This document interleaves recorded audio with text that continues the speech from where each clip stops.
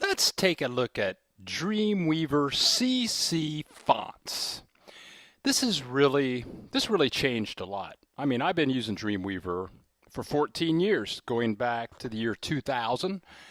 And when I opened Dreamweaver CC, all I wanted to do is apply a font, maybe change it with some CSS and an H1 tag, and all kinds of weird things happened, and I wasn't happy at all about it. But let's take a look at it. Is it a good thing or is it a bad thing? Let's take a look. So here we are in Dreamweaver CS6, and pretty much going back probably to Dreamweaver CS, the font list looked like this. You would go into the property inspector, go down to the CSS button, but even before there was one, go to fonts, and you would see Verdana, Geneva, Sans Serif, okay, Georgia, New York Times New Roman, da-da-da. And I would have to explain to people all the time, well, why are there these fonts? Why can't I use any fonts? And of course the answer was the fonts that Dreamweaver used to serve or give people or give you the options to use were the most common fonts existing on computers on the planet. So like Georgia or Arial, Helvetica, every machine has those fonts. And the way this would work is if they had Arial, they would see Arial. But if they didn't have Arial, they would get Helvetica. And if they didn't have Helvetica, they would get Sans Serif. Okay, well, that made sense. And if you didn't use these fonts, then, I mean, I was, when I used to write children's books, I would go into elementary schools and show kids how to make websites, animation, stuff like that. And I had some weird font on my website. I went into a school system in Georgia, and because I used a weird font, I swear to God, all of my text on my pages were showing up as wingding. That's how serious this situation was. So now if you open Adobe CC, well then, when I opened this, I was like, what? I mean, literally, I'm like, Sung Seago, what's that? Who uses that? Or Hatton, Schweller, Franklin. I mean, I'm thinking, who has that on their machines? All of a sudden, Adobe went from this to Font City, man. I mean, what is this? Well, what happened was, and this was an excellent move, it's fantastic on the part of Adobe. What they did was they put together a package that uses Adobe's fonts, and that's a Typekit font service. You can find it at this website right here.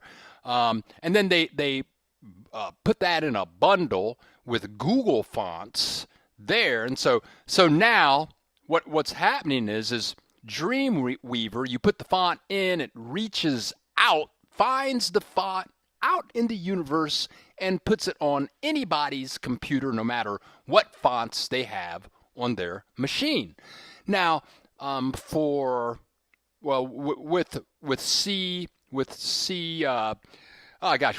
CSS3 coming out, now it took a while for most modern browsers to be able to embed the fonts, but many people, advanced web designers, were using this code here, going to various font sources, and just linking that font within the head tag in a style sheet.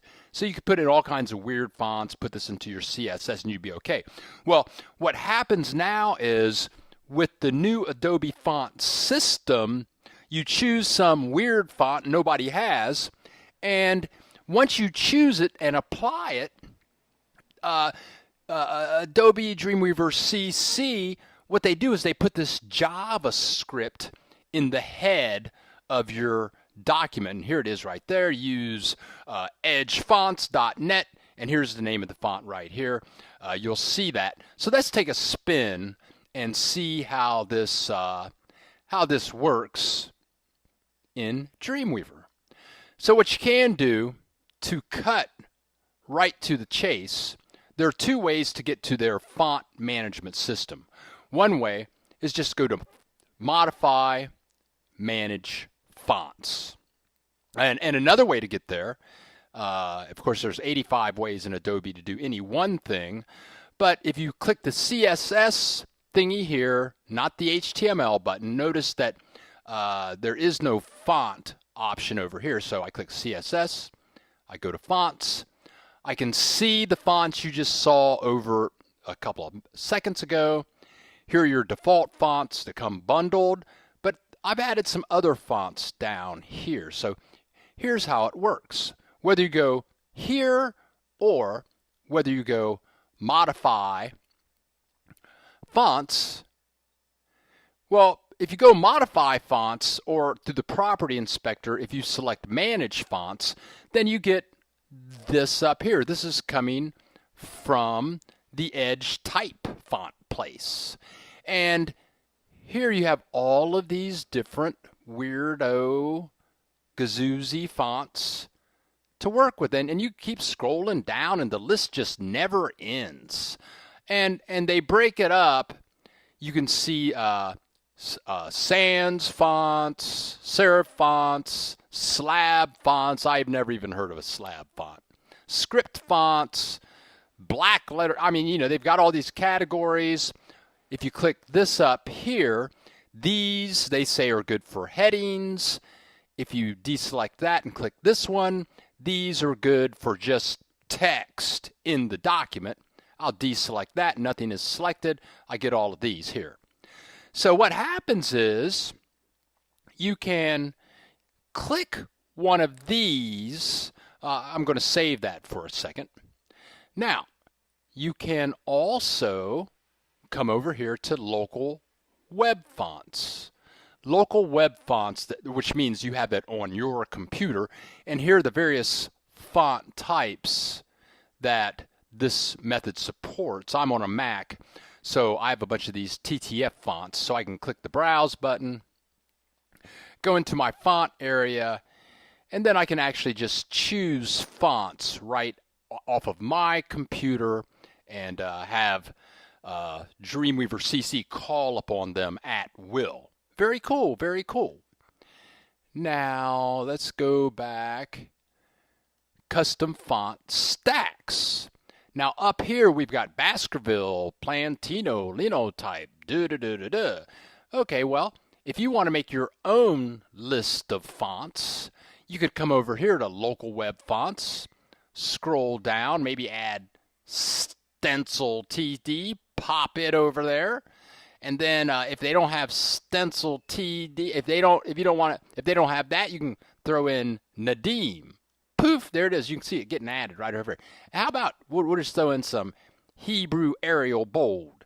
Pop, bam, it's over there, and now you have your own font stack, just like the custom stack. So you can build your own stacks.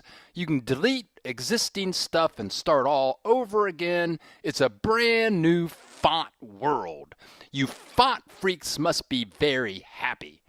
But tell you what, let's go over here to Adobe Web Fonts, and let's say I want to use maybe this thing right here for a Aladdin for my header. I just click over there. I can click them in groups.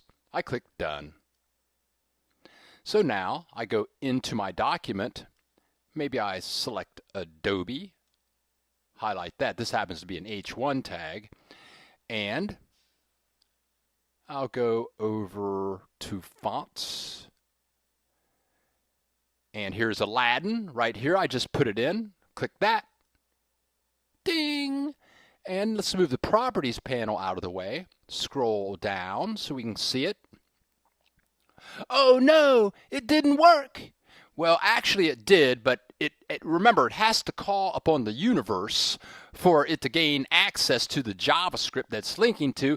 So if I click my live button, ding, habajib, habajav. Now the magic begins, and there it is, my new font. And that's pretty freaking cool. I think I might use that. But let's look at our source code. Turn off live, go back into our code. Let's go to the top of the document here. And here is the JavaScript. This is my old code up here where I'm embedding fonts up here. But here is the code that Adobe has put in here, calling upon Aladdin through the universe at this HTTP. It's a new world for fonts. If you opened the font box and you saw those weird fonts in there, now you can gain control, put together your weird fonts, build your own font stacks. It's font-tabulous.